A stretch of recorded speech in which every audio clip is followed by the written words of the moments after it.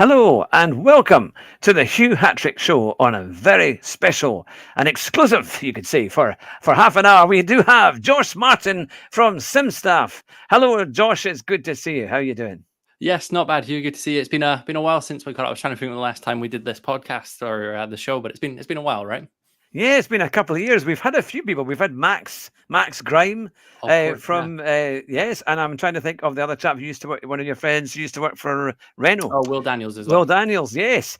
We had him on the show a wee while ago as well. But it's great to see how things have moved on for you because at that time, the last time we were chatting, you had just really got SimStaff off the ground and you were doing lots of kind of early events, which were very successful. I even 3 years ago helped you at Goodwood. I remember when we did the Goodwood race and championship event, which was great fun. But since then, you are now international. And kind of and going from strength to strength. So I thought this would be a great chance for you to tell us the highlights as to what you've been doing and let our viewers know as to if they can even, because many of them are very, very keen sim racers and might even be able to get involved. So what have been some of the highlights of the last couple of years?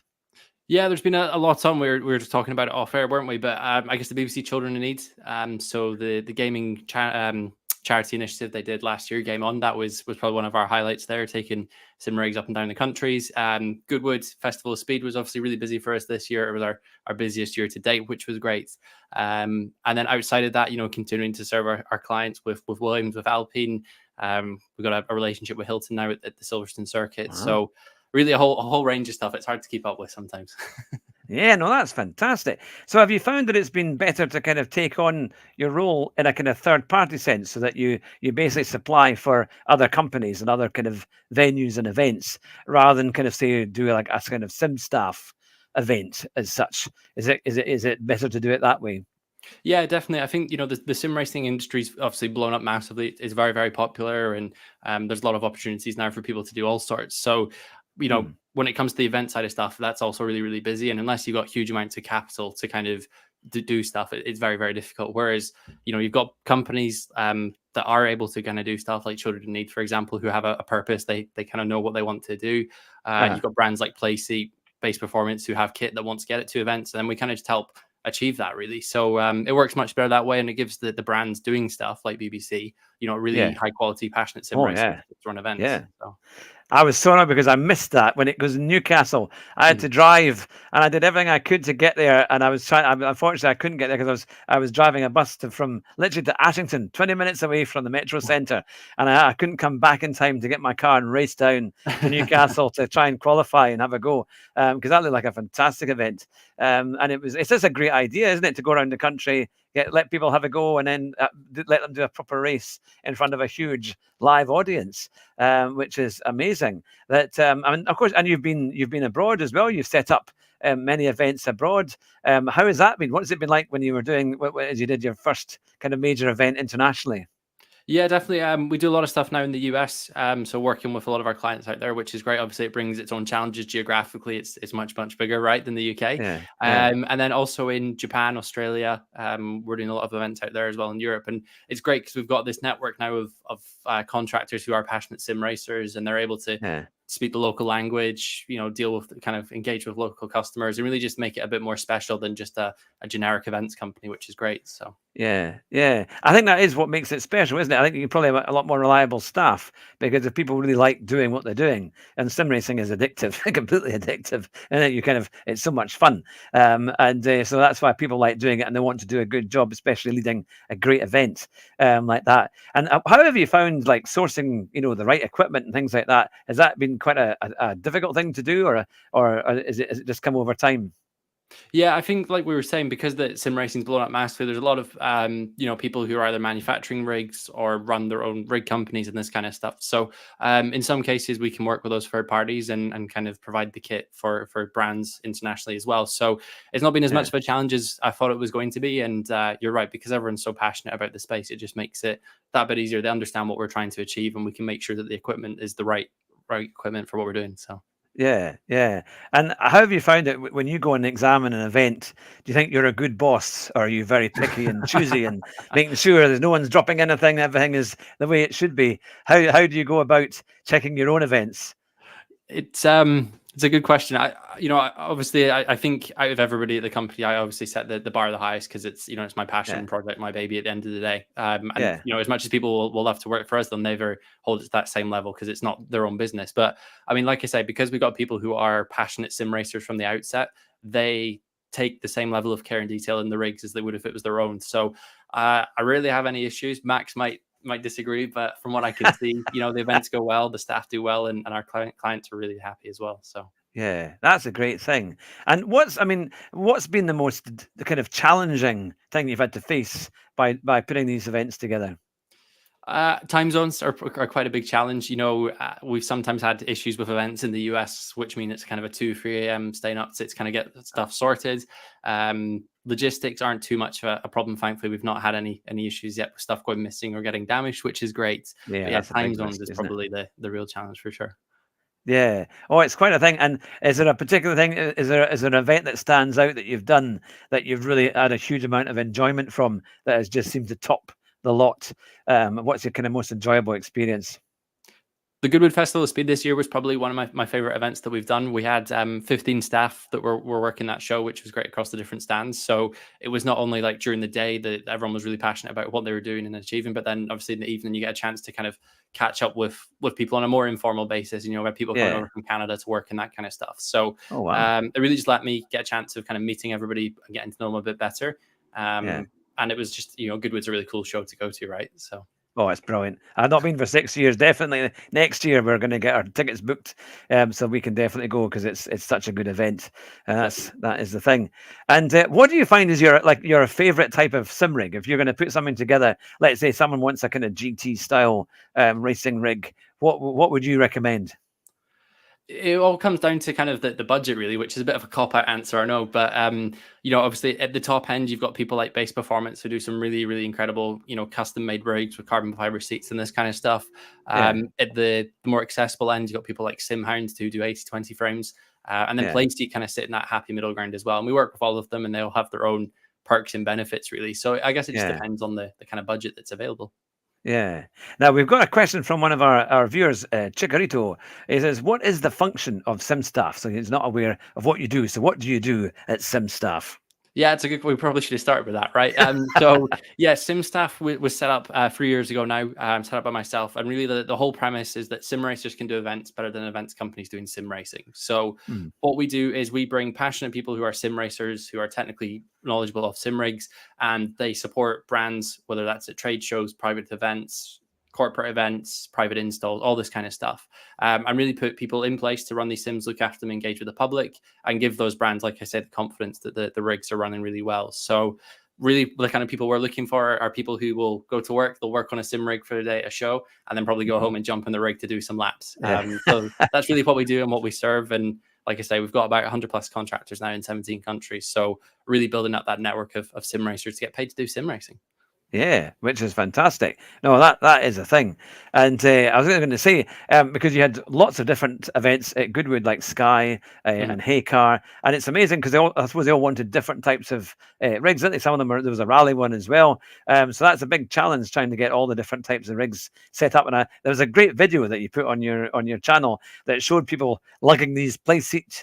Kind of like, and I thought out of a lorry and putting them in, and I thought, my goodness, you do need some rigs can be quite heavy, isn't it? You need a couple of folk or more to be able to lift them and get them all into that kind of thing. But it must be good as well having these contacts with all these big firms, because as you say, it's such a growing business. It hasn't slowed down at all, isn't it? It's just continued to grow. I think a lot of people have realized that it's a great marketing tool now, right? Gone are the days of just having like trade stands and hoping that people walk up to your stand and engage with you. So this is a really great way for companies to draw people in, kind of trigger that emotional reaction of someone winning a race or setting a good lap time, and then being able to talk to them about sales. So you're spot on. They're only continuing in popularity, and at Sky, for example, they're doing an initiative to get women into sim racing. So the winner of the tournament gets a pro contract. So really, they've got some really cool opportunities, and these brands are aware of sim racing and the value that it can bring. Yeah, I visited that one, the one at Autosport, but because it was for women, I felt a bit embarrassed. I thought they're not going to let me on this, it was because it did look like a nice rig, but I kind of backed away because I thought I better not ask just in case they say it's only for women to go on this. But no, it was a good stand, and I no doubt you'll be there next year with even more equipment and things like that. Now we've got a question for Aces Boy. It says, I hope you're both well. Josh, I assume you provide the rigs for SRO. We don't actually, so that's yeah. Thank you. That's a sore one, but no. So we work really closely with other companies in the space. Obviously, sim racing is a small industry, but the opportunity for rigs are bigger. So we work very closely with the guys at AK Esports that do provide the rigs to SRO, and there's projects we've worked on together for other things as well. So SRO probably isn't one where you've seen us, but like I say, if you're at Goodwood, you've seen us there. We work with Williams, Alpine, that kind of stuff as well. Yeah, and of course, you're going to be at the big International Sim Racing Expo in a couple of months' time. But perhaps you could tell us a little bit about that, because I think quite a lot of people will want to visit that show. Definitely, the Sim Racing Expo is it's like obviously the biggest show for sim racers kind of globally at the moment. So it's a kind of bringing together of all the big brands that people will recognize. There's some community events going on and that kind of thing. We are we've signed a monthly deal to be a partner with the Sim Racing Expo. So we're the staffing provider for the show, which basically means if you're a brand looking to go to the show and you need staff at the same time you're booking your stand and power, you can book SimStaff people to run your stand for you.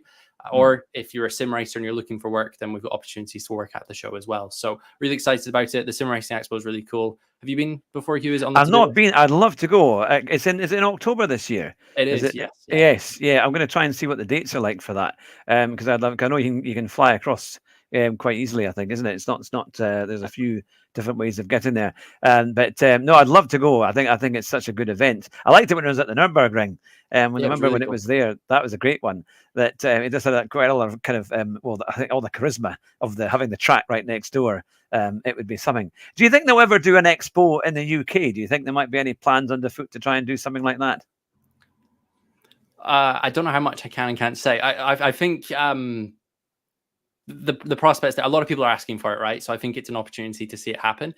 When that will happen, remains to be seen. But I think it's only a matter of time before there's one in America, one in the UK, one in parts of Asia. Well, I think it makes sense, doesn't it? So because I mean, Britain has such a huge motorsport kind of following, isn't it? We all want to do more, and now this is really showing that if people who are very good on sim rigs, they can potentially have a chance to get into motorsport through it, which is great. That and of course you do stuff with Alpine and also with Williams. What are those kind of events like? Because are they like for special VIP guests of Williams and things like that your staff then deal with? Yeah, they range really on the type of event they can be. So, for example, the fan shops that Williams put on, we help them with staffing those, for example. Other times it may be, partner and sponsor events there. And again, the fundamentals are still the same, right? It's rigs being provided for a reason to kind of provide engagement and drive engagement with the brand. But some really cool opportunities for people to kind of, I guess, meet some drivers or that kind of thing as well. So that leads me on to my next question. Is to no doubt with your experience of visiting all these great Grand Prix and big events, you must have come across some rather famous drivers in your 3 years there. That who's been some of the most surprising guests, or the kind of one that kind of your favorite people that you've met? Yeah. I've met quite well, I've met some, not a huge amount to be fair, but I'm a huge Sebastian Vettel fan, so I've met him, and he's just as nice in person as he kind of portrayed in the media. Mark Webber was a really funny individual. Pleasure to kind of meet him. Robert Kubica, George Russell, all those kind of people as well. So I've met Robert Kubica. Nice. I went to the chat with him. Yeah, he's a lovely guy. That was when he drove for BMW many years ago. And they brought him to a driving event at Millbrook. And I happened to be there with a friend of mine. And they had this question and answer session. And there was about 10 of us in this room. And he talked about this new BMW that was out. And then he opened it up to the group. And nobody said anything. And we were kind of standing right next to him. I thought, well, we couldn't try to be polite. So I asked him a few questions. And in the end, it was basically me and him having a conversation because nobody said they were kind of wanted to have a question. So it was quite he's a lovely guy though, isn't it? You find these kind of F1 people are their mindset is something else. And when they drive, it's quite a thing. So where would you like to see the business grow? What would be your next kind of venture, or what would you like to try and achieve with it? I think we're doing a lot of things right at the moment. Obviously, the growth for the business year to year is really, really great in terms of the people that we're getting the opportunity to work with. The reception from the industry has been really great. And the stuff like the Sim Racing Expo kind of evidences that. Obviously, SimStaff is intentionally not just restricted to sim racing. So it may be down the line that we look towards, flight sim, truck sim, farm sim, something like that. So certainly there's scope for other forms of simulator. It doesn't just have to be driving or racing ones. Yeah, because they're all gaining in popularity. You can even get a bus driving simulator, which I haven't tried yet, but people say I must try it. But yeah, now we've got a question from Aces. It says, would you class yourself as a rival company against AK Esports, even though you're quite closely affiliated? Are we a rival? I wouldn't say so. I think we do very different things. AK Esports obviously is an out-and-out events company for the sim racing industry, whereas we're very much a staffing provider. So the reason that relationship works really well is that if they've got activations where they need staffing support, we can provide that to them. And in turn, if we have activations where clients come to us and need more than just staffing, we can provide these clients with additional resources from AK. So definitely not competitors. Is there overlap? Sure, because we both working in sim racing, but by no means a direct competitor, and it's quite a strong, healthy relationship for sure. Yeah. Oh, that's good. And we've got Jeff from the Sim Cafe. Oh, Jeff, I haven't heard from him in a while as well. Yeah, Jeff's fantastic. Oh, you like Jeff. Now he's saying you're making Sims a lot more professional. And he's saying congratulations to Josh on his achievements. I mean, it is pretty spectacular how you've been able to build your business and reach out on these incredible events and make it happen so quickly. Which a real credit to you. At such a young age as well, to be able to do all of that. Which is fantastic. And Chigarito was saying, is SimStaff hiring? Yes, we're always hiring. So the long-term goal, actually, I guess, which answers your question earlier, Hugh, is, the goal with SimStaff is to have someone in every city in every country. Now, there's a long way to go to get there, but the reason I say that is twofold. Firstly, because of that cultural and local element, because someone who's got local knowledge is going to run an event much better than someone who's on the opposite side of the world. But there's also an environmental impact. So that's something that's really important for us. And we got accreditation recently for the Good Business Charter. If you can provide local staff, you don't have to fly someone across the world. So from an environmental standpoint, you're doing so much more for the environment. And we all know that sim racing is a better alternative than real motorsport in terms of damage to the environment. So yes, we're always hiring. There's careers on the website you can apply through there, and we can get you onboarded if it's a good fit. Fantastic. And it's simstaff.net. That's it. Yeah, we've not got the .com yet, but hopefully one day. Yes, because I tried that and it came up saying it's not there. So, but no, I've got it I've put it in the comments or in the description, so people can hit that link and they can get details from there. But no, it's brilliant. Now, of course, I remember when you were a sim racer too. I used to watch your stuff on Twitch. I think I'm still signed up to Twitch. So, what was the decision that because when you were in some very big events as well, racing for some stuff that was broadcast out to many people. What was the thing that made you decide, right, I'll put that aside and then go into the company like SimStaff? I think the reality is, as much as I have the opportunity to compete at a high level and represent people like Team Parker and stuff in SRO Esports, kind of the Thrustmaster brand, the level of competition now is very, very high. And if you look at what people like Williams Esports, their drivers are training all day, every day. It's like a full-time job for them. And, you can't build a business and race at the same time. And I kind of viewed it as, if I wasn't quick enough to win everything, I can at least put on the show to help people win stuff. So that's kind of the reason with SimStaff that we look to achieve that. Yeah. Now, Aces has asked, is it 18 plus for every position? It is indeed.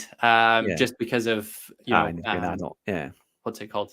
The safeguarding and all the kind of things like that. Yeah.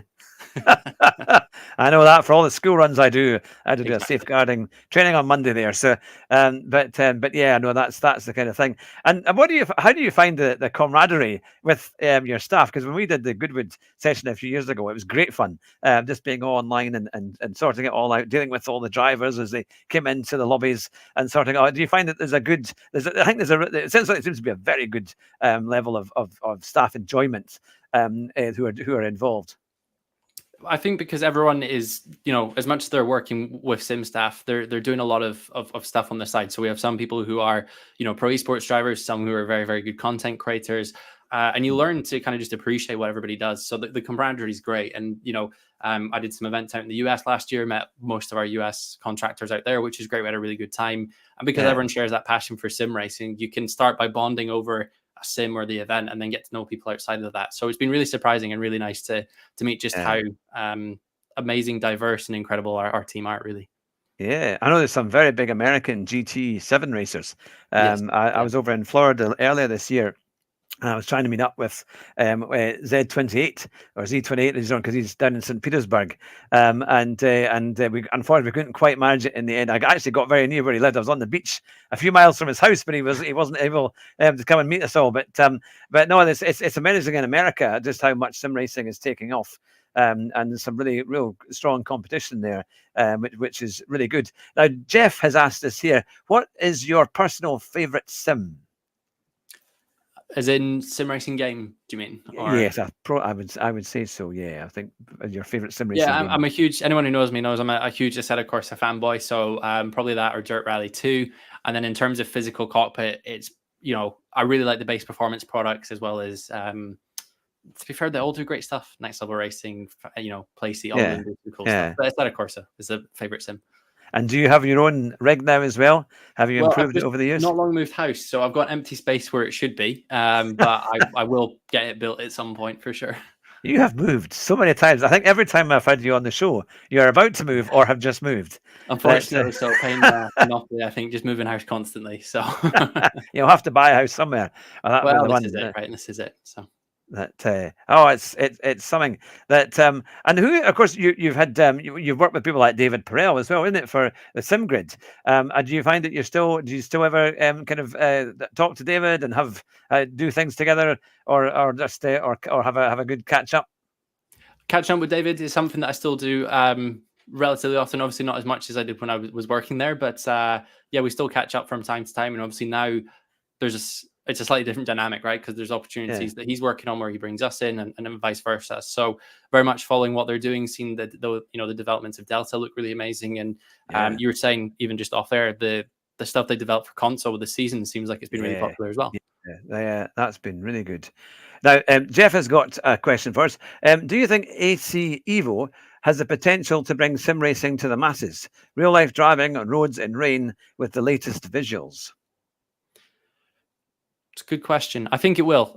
Even with mods for Assetto Corsa, you can get it looking pretty realistic. And on TikTok and stuff, there's people who are just streaming like driving free roam stuff on Assetto Corsa, and it goes down really, really well. Obviously, AC Evo looks really, really visually impressive. So I think it's got to, right? I'm sure Jeff can get farming that content. He's big on his content game. So he's very good. Yeah, he's very good indeed.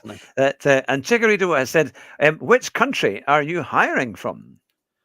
So we hire globally, like I say, a person in every city in every country is the goal. So my vexillology is not great. Is that an Italian flag or a Mexican flag? Or it's an Italian flag, right? Is it? I think it's Italian.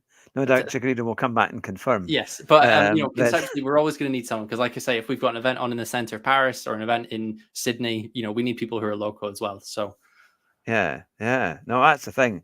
And Jeff goes on to say, he's actually from Thailand. That wow. that could be a whole new sector for you in Thailand, isn't it? That it's a huge place, very popular tourist destination. But that would be a thing.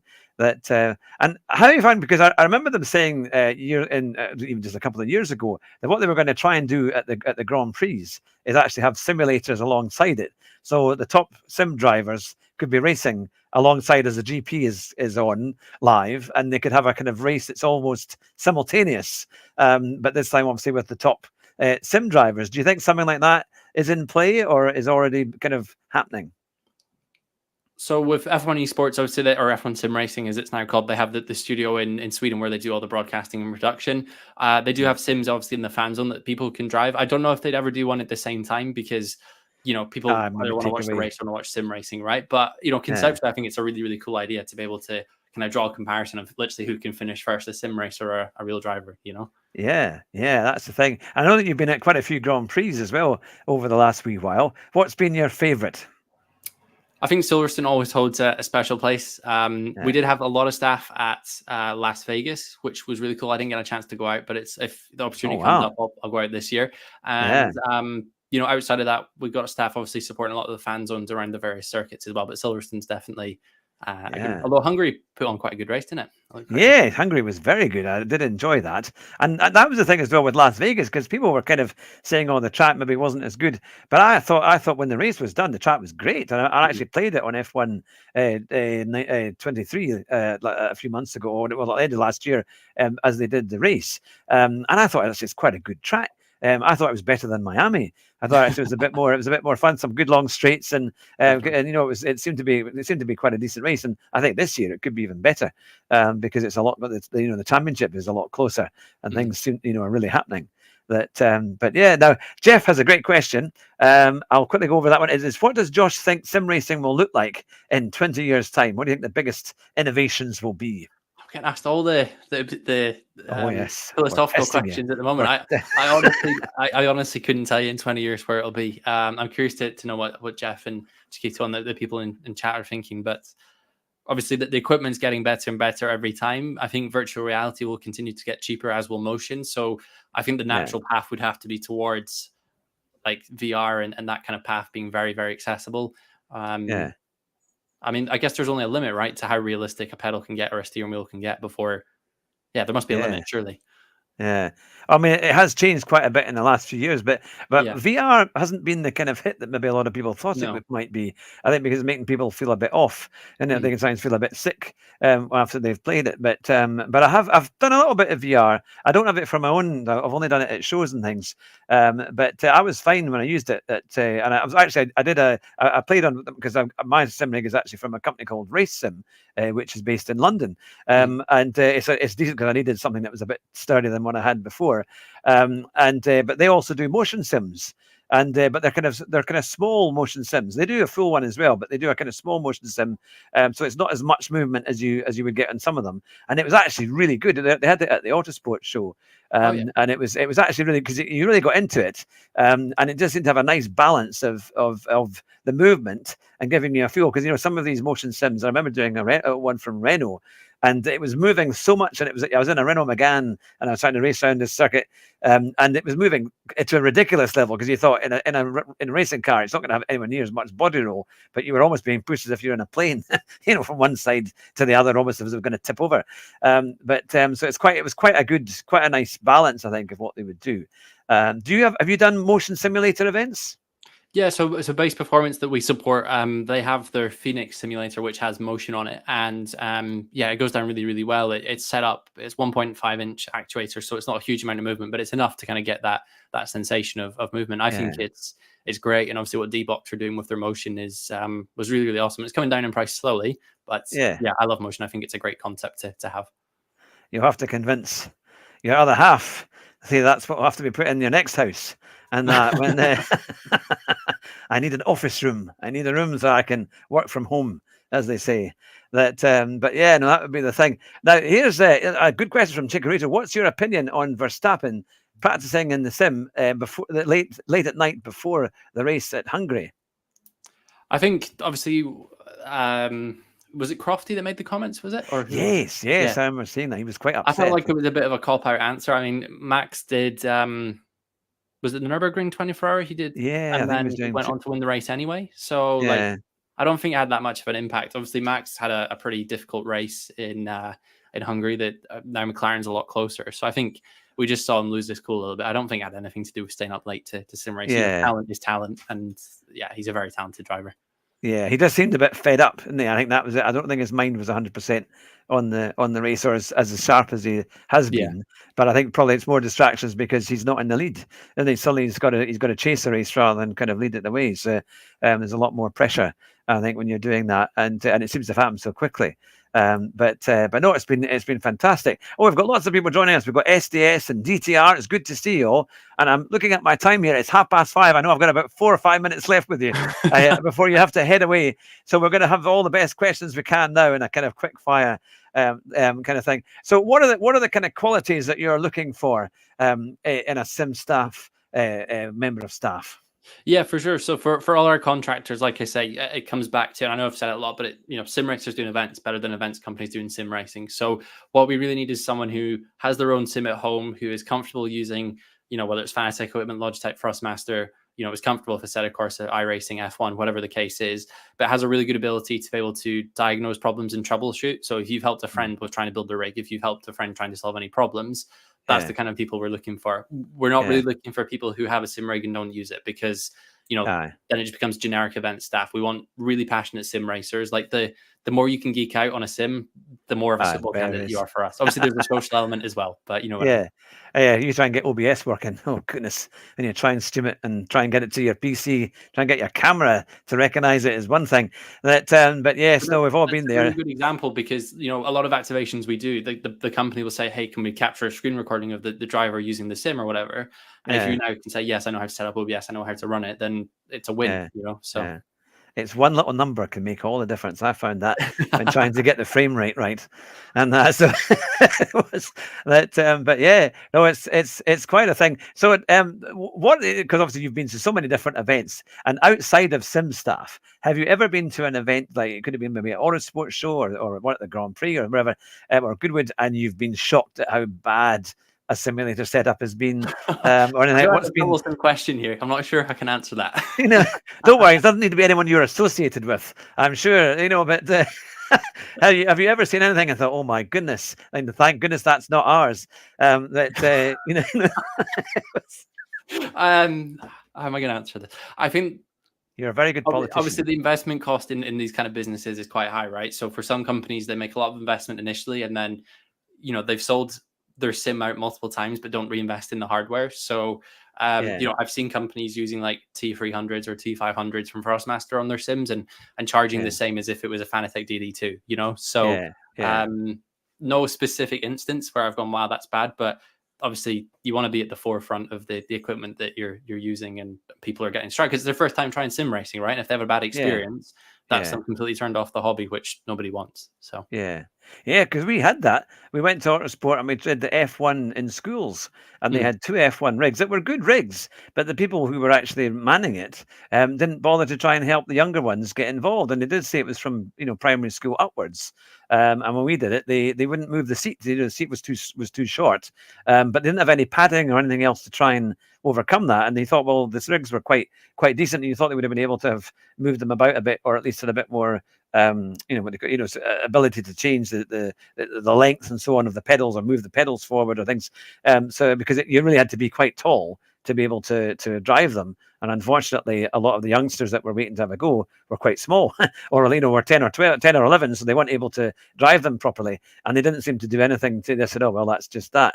And you're saying, well, you're providing it for like F1 in schools. People think, well, it should be decent, isn't they? But so there's always room for improvement when that was there. So it's but I did my kind of father taking off, waving my finger and saying, "Come on now, do a better job than that." So that's the thing. Oh, a very quick question just before you go. Tiggerito says, "How about people using controllers? Have you still got facilities where you would ever do? I mean, do you think the time is running out for controller use, or do you think it will still be there?"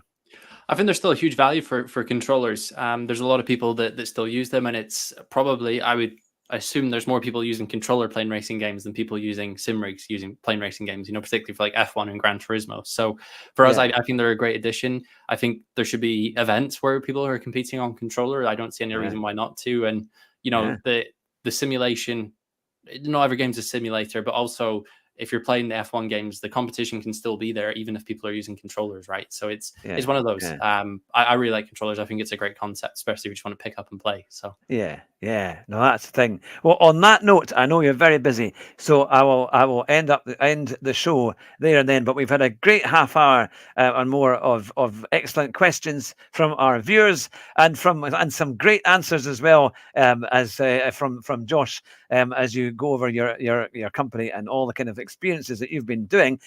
Is there a big kind of event coming up in the near future that perhaps you'd think would be our viewers will be interested in?